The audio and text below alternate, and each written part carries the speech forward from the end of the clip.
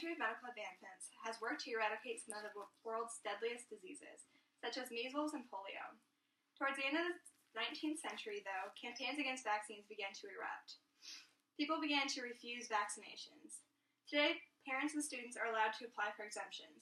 The number of unvaccinated children and adults is increasing, which may lead to the disease outbreaks that haven't been seen in almost 50 years. Journalist for Healthline, Brian Kranz, discovered that in 2010, a whooping cough outbreak in California was spread throughout the state by children whose parents had applied for non-medical exemptions for school vaccinations. In San Diego alone that year, there were 5,100 exemptions and 980 cases of whooping cough. Those who choose not to vaccinate their children and themselves are putting everyone around them in danger, which is why today I'm going to encourage you to understand why vaccination should be mandatory and how anti-vaxxers are putting people in danger. To clarify how important vaccines are to our society, let me explain to you what a vaccine is and what it does. After 4 years in a biomedical program, you'll learn that vaccines work by training your immune system to fight certain diseases. They work by exposing your immune system to a weakened or dead strand of bacteria or virus of a specific disease. A vaccine does not contain enough of the disease to make you sick, only enough to teach your immune system on how to fight it. When someone chooses not to vaccinate, they are an open target to rebirth a deadly disease. Our society has been able to protect small amounts of unimmunized individuals by something called herd immunity. Herd immunity works. Mark Brady, a doctor working with Medscape, defines herd immunity as the indirect protection of unimmunized individuals against certain diseases from the exposure to a percent of immunized persons in a population.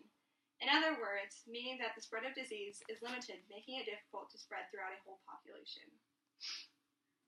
Herd immunity, though, is unable to work once a certain percent of unimmunized individuals is surpassed. A large number of unvaccinated individuals allows for disease to spread at a rapid pace.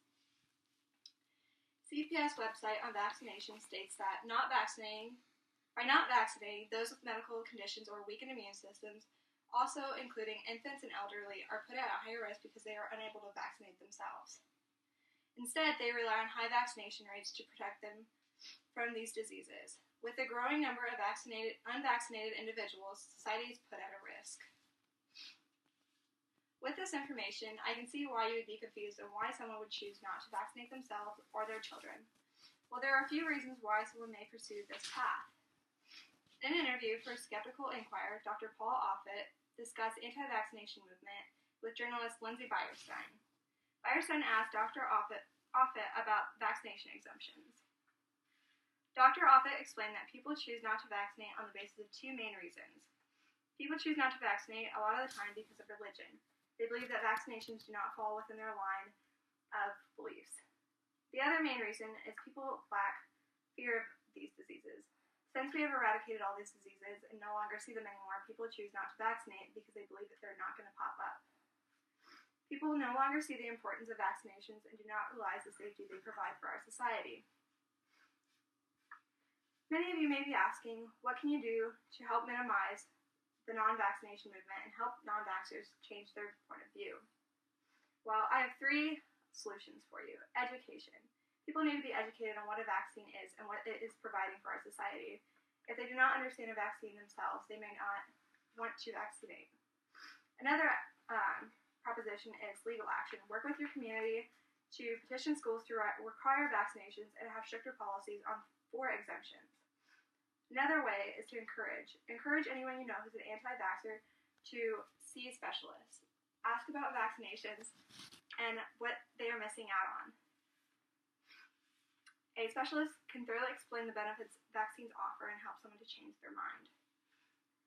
Vaccines have been around for almost a century, and our society has been protected from these deadly diseases. Too many choose not to vaccinate, and it's putting many of us in danger. I would not be up here advocating vaccines if I did not believe in their purpose they serve of protection. I hope that many of you choose to see the importance of vaccines and help advocate against anti-vaccination groups. Let's live in a disease-free world.